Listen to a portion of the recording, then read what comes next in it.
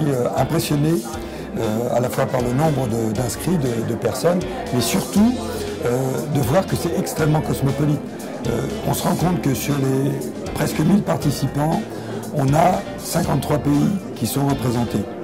Nous avons des orateurs qui sont issus des 4 continents, qui viennent nous présenter les dernières avancées en matière de recherche. C'est vraiment un congrès international avec, je crois qu'il y a vraiment on va dire des scoops, parce qu'il y aura des scoops dans ces 2 jours.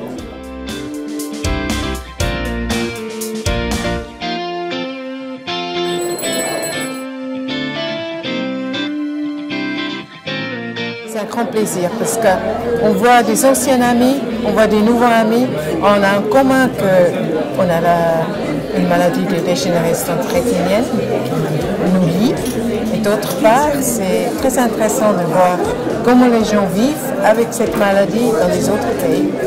Et on peut apprendre l'un de l'autre. C'est l'occasion de pouvoir discuter avec les patients, mais cette fois-ci pas en colloque singulier comme dans une consultation, mais d'avoir 20-30 patients autour de soi et d'aller approfondir un sujet.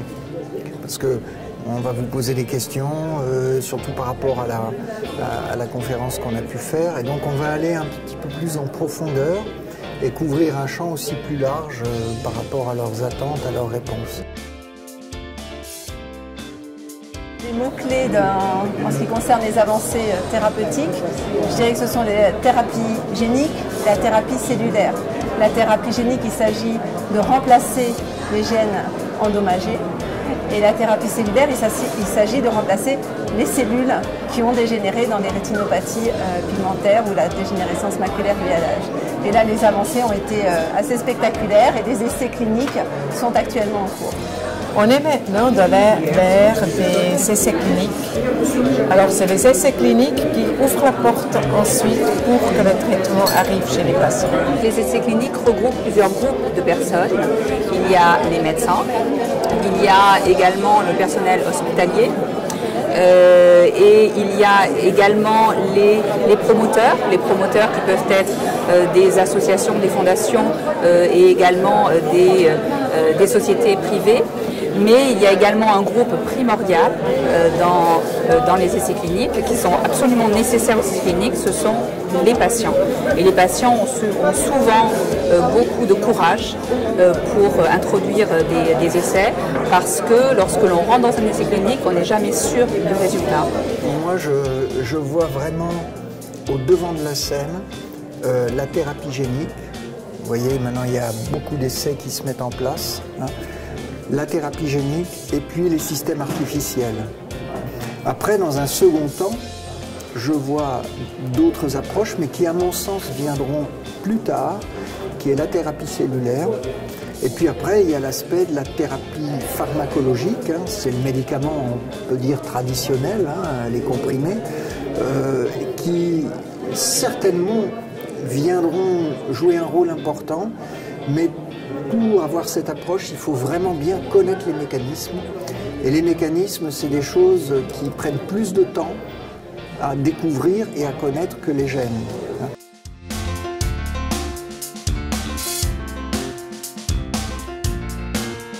Je crois que ces congrès sont très importants, de rencontrer les malades, non pas dans l'hôpital, mais dans un environnement qui est neutre.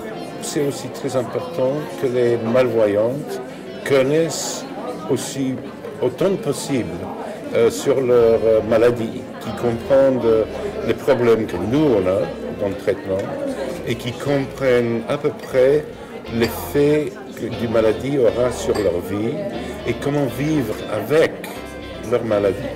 On travaille de notre mieux d'avoir des résultats qui sont positifs. Je crois que l'on peut être particulièrement satisfait de ce congrès international, qui est d'ailleurs le second qui a eu lieu à Paris depuis 20 ans, parce que le premier avait eu lieu en 1994.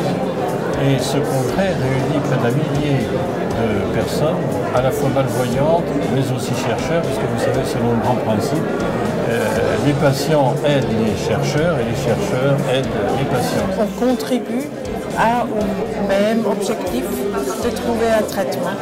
Donc, nous ne pouvons pas avoir un traitement sans la participation des médecins et des chercheurs, mais les chercheurs n'y arrivent non plus sans notre travail et coopération de nos familles. Nous rencontrons ces familles et ces malades et il est tout à fait primordial d'avoir ce contact pour savoir exactement d'abord pourquoi nous travaillons, premièrement, et deuxièmement pour avoir un retour de ces patients qui nous apporte réellement beaucoup pour orienter les recherches. Je crois que les congrès ont deux grands avantages, et ici aussi à Paris évidemment. On a la conversation avec les autres patients et on a la conversation aussi avec les chercheurs et les cliniciens. Et c'est ça qui est unique. Je suis vraiment très touchée de voir la présence de multiples patients qui assistent à des conférences et à la fois scientifiques et de vulgarisation et aux échanges qu'il y a entre les deux. Et voir des lieux comme ici, international, où les deux mondes se croisent et enfin échangent, ça fait beaucoup de bien à l'ophtalmo-évolution. On a beaucoup de patients qu'on finit par connaître presque amicalement, je dirais. Donc c'est un plaisir de les revoir et de rediscuter. C'est une ambiance internationale qui est vraiment très importante et stimulante, qui montre vraiment que nos problèmes visuels, eh bien, malheureusement, sont partagés dans le monde entier, mais heureusement qu'il y a une recherche qui se fait avec des chercheurs très optimistes, avec d'année en année beaucoup plus d'espoir. On sent qu'on arrive au bout et que la thérapie n'est pas loin du tout. On a fait des grandes avances dans la connaissance des maladies, les mécanismes des maladies, et on commence à traiter ces maladies. Que ce soit les thérapies géniques, les cellules souches, les nouvelles pharmacologies, les nouveaux implants qui vont arriver, les nouvelles greffes de cellules. Et là, pour une fois, je pense qu'on peut faire partager aux patients, qu'on commence à toucher du doigt quelques solutions qui arrivent, et ça, c'est quand même pour tout le monde fabuleux. Dans ce congrès, on rencontre d'abord effectivement beaucoup de gens, beaucoup d'autres parents, beaucoup d'adhérents au niveau international avec qui on échange. Mais ce qui est formidable ici, c'est cette énergie créative et cette énergie qui vise à donner de l'espoir à nos enfants, à nos familles et à l'ensemble de nos adhérents. Et ça, c'est vraiment formidable. Je trouve que c'est extrêmement bien organisé. Le site est bien fait en particulier pour des personnes non-voyantes ou malvoyantes. Les salles sont très proches les unes des autres, donc on peut facilement aller de l'une à l'autre. Elles sont suffisamment grandes, il y a suffisamment de places assises et le son dans chacune des salles est très bien dosé et l'espace des exposants est suffisamment spacieux pour qu'on puisse discuter et pour qu'on puisse s'arrêter aux différents stands. J'ai trouvé formidable l'ambiance, tout ce monde qu'il y avait, les chercheurs accessibles, des conférences de très haut niveau. J'ai trouvé très intéressant tout ce qui a été dit autour des programmes de recherche sur les gènes, tout en repartant avec l'idée que je ne ferais peut-être pas partie de la première charrette des gens soignés. Mais je pense à tous les jeunes et à ceux que je rencontre quelquefois dans la vie courante en me disant, eux, j'espère que d'ici 5 ans, 10 ans, on pourra faire quelque chose pour eux et qu'ils pourront envisager une vie tout à fait normale sans ce stress du handicap qui avance. Plusieurs personnes sont venues me voir, dans des opticiens, surtout des ophtalmos aussi qui sont là, que des malvoyants. Ils sont tous ravis de l'excellence des conférences, la facilité d'accès des lieux. Pendant les pauses, tout se passe devant les tables des exposants. C'est vraiment une réussite. Les impressions, on vient d'assister à un final qui était fantastique avec des Taïwanais chanteurs eux-mêmes atteints de maladie de la vue qui nous ont fait un final extraordinaire avec une présidente internationale euphorique, avec des chercheurs qui étaient tout autour, qui étaient ravis, avec des adhérents qui applaudissaient à tout rompre. Et on repart avec le cœur chargé d'émotions et d'espoir. Fantastique, une très très belle organisation déjà. Et puis de rencontrer comme ça le gratin de l'ophtalmologie mondiale. Et je repars de là, mais alors gonflé à bloc. On repart de là avec l'espoir. On sait qu'ils y travaillent, on y arrivera. Pour moi, pas forcément, mais pour mes filles, franchement, c'est un espoir génial. Et puis là, je fais les valises pour Taipei. Je voudrais tout d'abord vous remercier pour votre écoute et votre implication dans les échanges que vous avez pu avoir avec nos orateurs. C'était une conférence fantastique. Elle était marquée par l'hospitalité française. Merci à nos chercheurs pour leur investissement et le temps qu'ils nous ont consacré. J'ai entendu beaucoup de nouvelles choses et de cela, je remercie beaucoup aux orateurs qui se donnaient la peine à nous présenter des nouveautés.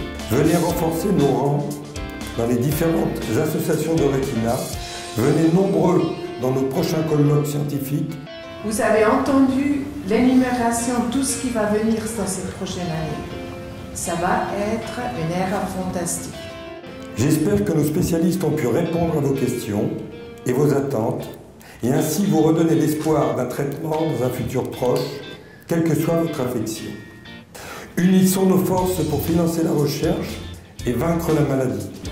Le prochain objectif sera d'y aller à Taïwan. Taipei est le vraiment très très joli pays de Taïwan. Vont nous inviter pour notre prochaine conférence internationale.